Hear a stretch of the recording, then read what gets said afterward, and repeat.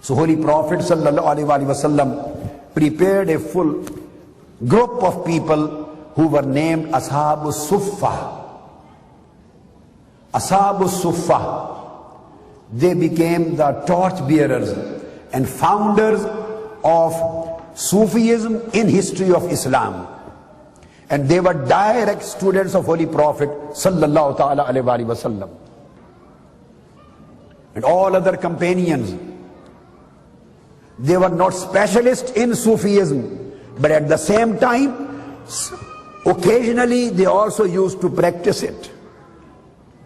So these both groups were prepared by Holy Prophet. This was a speciality, as some of them became the people of war, some of them became people of knowledge, some of them became people of law and jurisprudence, some of the companions became people of tafsir, exegesis of Quran, some of them were very famous in act of charity, supporting financially the whole of Ummah. So in the time of the Holy Prophet ﷺ, these specialities had already started.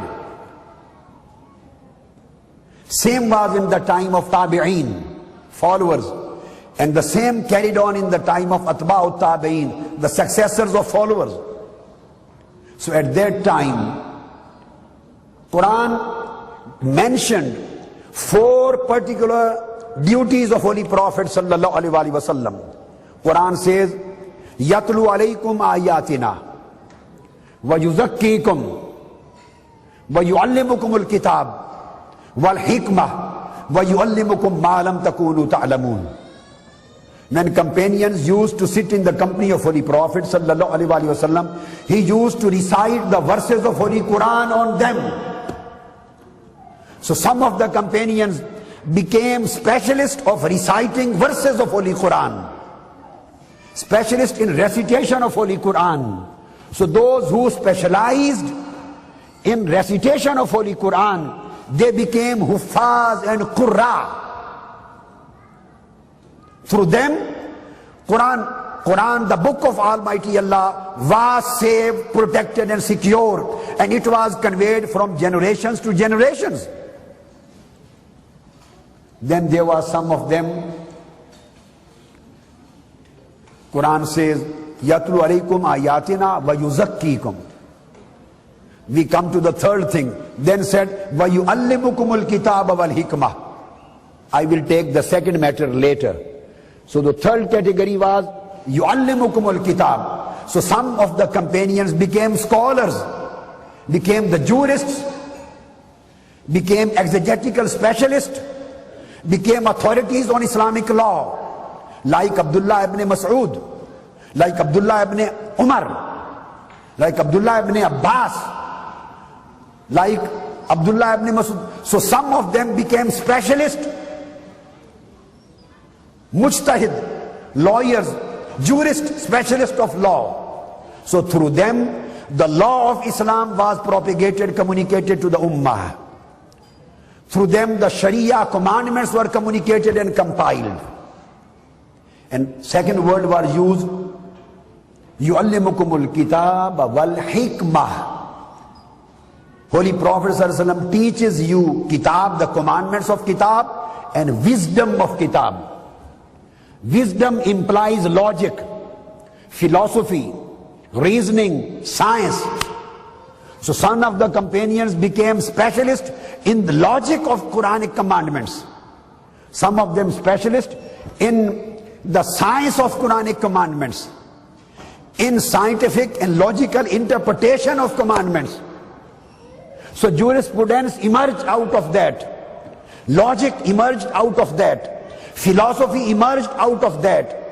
Sociology emerged out of that. Embryology emerged out of that. So all various religious and secular sciences emerged from Quran through the fountain of Al-Hikmah. All religious sciences, juridical sciences, jurisprudential sciences, and legal sciences, these sciences emerged from Quran through the fountain of yuallimukumul kitab. So recitation of Quran, of Holy Prophet's act, created Qurra, the Qaris. The legal interpretation of Quran created jurists and scholars and ulama in the ummah. And wisdom, hikmah, created the philosophers and scientists and interpreters and intellectuals for the ummah, so that Islam, the deen of Islam, may be interpreted and reinterpreted and presented and reinterpreted and presented in a logical way, in a scientific way, in a methodological way, in a jurisprudential way, according to the times of various ummah. Now these were two sources. Now come to the second source which I left. Yatlu alaykum ayatina wa yuzakkikum. I took first and third.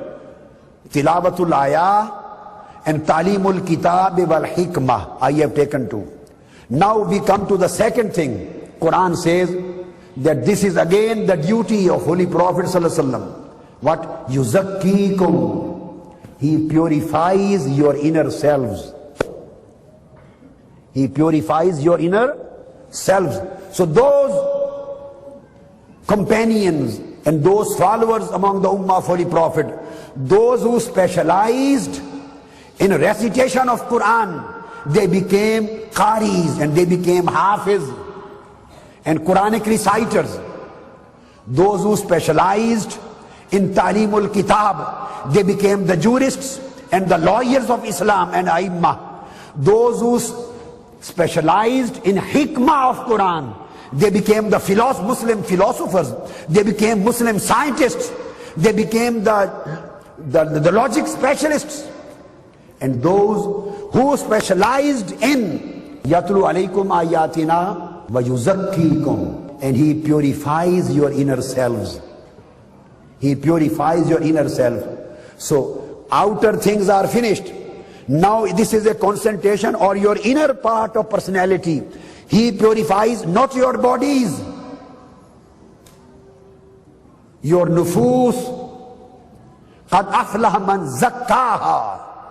He is the successful person who has purified his soul. So now he purifies the souls. He takes bad likings, wishes, lusts, greeds out of your soul. He purifies your inner self from the inner existence of sins. And he puts Allah's love in your soul and in your spirit. And he puts the nearness of Almighty Allah. He gives the taste of nearness of Almighty Allah to your soul and heart. So this act of purification of self, tazkiyah, qad aflaha man zakkaha wa qad khaba man dassaha. The one who has purified his inner self, he is really successful person. And the one who couldn't purify it, he may be a scholar, he may be a exegesis specialist of Quran, he may be a jurist, he may be a speaker, he may be a preacher, he may be anything. But if his batin, his soul is not purified, he is not on a right track. He is not saved. He is not successful. So that's why the second prophetic obligation was mentioned, yuzakkikum tazkiyatun nufus. So those who carried out among the companions of Holy Prophet, among their followers, among their successors, among the ummah, those who carried out the function of self-purification because of tazkiyah and safa. Self-purification means safa'ul qalb, purification of heart, purification of soul. So because of this safa, the word tasawwuf came into existence. And those who became specialists of purification of heart and soul, they were known as Sufis. Those who became specialists in Quranic recitation, they were known as Qaris, Qurra. Those who became specialists in Quranic interpretation and Hadithic interpretation, they were known as jurists and ulama and fuqaha. Those who became specialists of hikmah, they were known as philosophers and hukama. And those who became specialists in inner purification of heart and soul, they were known as Sufiya. So So it means in the same way as the ulama are successors of Holy Prophet, through the channel of yu'allimukumul kitab, as the hukama, the philosophers, the scientists are the followers of Holy Prophet, through the channel of al-hikmah, as the hufaz and qurra, Quranic reciters, are the followers and servants of Holy Prophet, through the channel of yatlu alaykumul kitab, tilawatul ayat. In the same way, the Sufis, the saints, the awliya and Sufiyat, they are true followers of Holy Prophet through the fountains of Tazkiyatun Nufus. And the fifth, yu'allimukum ma lam takunu ta'lamun. When their inner selves become purified, then Almighty Allah reveals His secrets unto them. Their secrets are unveiled. Then they start knowing the hidden secrets, and from Sufi they become Arif. So Ashabu Sufa, this was the group of Sufiya, the Sufis among the companions of Holy Prophet sallallahu alaihi wasallam. Ashabu Sufa. And the same people, these were in the time of companions, in the time of their followers, Tabi'een. Imam Hassan Basri, a great Tabi, says that I met a Sufi, and you can find in every authentic book. Imam Hassan al-Basri, the great Tabi, who was born in the days of Sayyidina Umar radiyallahu ta'ala, 20 Hijri he was born. He says, I met a Sufi performing tawaf around the Kaaba. Imam Hassan Basri says, Ra'aytu Sufiyan yatufu bil Kaaba. He was performing tawaf of Kaaba. I saw him, I wanted to help him financially. I wanted to give him something. I took some dinars and tried to put in his hands, and he didn't accept. He said, Allah is sufficient for us. So those who have made Allah sufficient in their life, they are Sufis. And Sufis are from Safa of Qalb, purification of heart, purification of soul, purification of inner self. The last thing, a beautiful example, for example, the law and jurisprudence of Islam requires you to perform your wudu, to stand facing towards Kaaba and pray according to the commandments of Sharia. You have done everything, so according to Sharia, according to Islamic law, your prayer, your salat is complete. So I want to explain what is the link between the Sufism and the Sharia or the fiqh. Fiqh says, Islamic law and jurisprudence says, your prayer, your salat is kamil. Tasawwuf, Sufism says, not yet. Not yet. Now you ask, why my prayer is not yet complete and perfect? Sufism says that you were facing towards Kaaba, but your heart was not facing towards Allah.